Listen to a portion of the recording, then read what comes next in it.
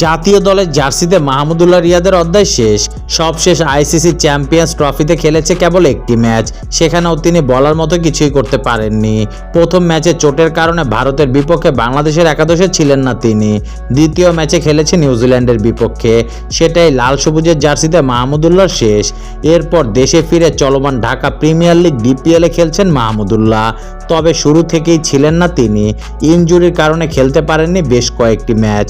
সব মিলিয়ে খেলেছে 5 ম্যাচ, তবে বলার মতো কিছুই করতে পারেননি। গতকাল সুপার লিগের প্রথম ম্যাচেও ব্যাট হাতে হয়েছে ব্যর্থ, করেছে মোট 12 রান। দেশের অভিজ্ঞ এই ক্রিকেটার মোহামেডানের হয়ে খেলছে চলমান ডিপিএলে।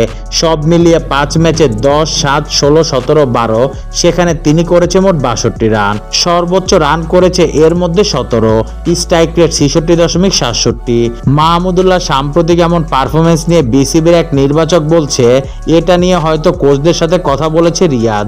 অনেক দিন ধরে সে খেলছে, কোথায় ভুল হচ্ছে বা কি হচ্ছে সে সবকিছুই বোঝার কথা।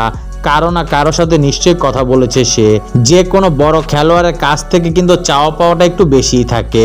ওর একটা বিষয় আছে যে এখন হয়তো রান পাচ্ছে না, কিন্তু এমন 2টা ম্যাচে রান পেয়ে যাবে যেটা দলের জন্য ভালো হবে, তখন যেটা পুরো সিজনের ব্যর্থতা ডেকে দিতে পারে। মানুষ একটা আশা নিয়েই বাঁচে।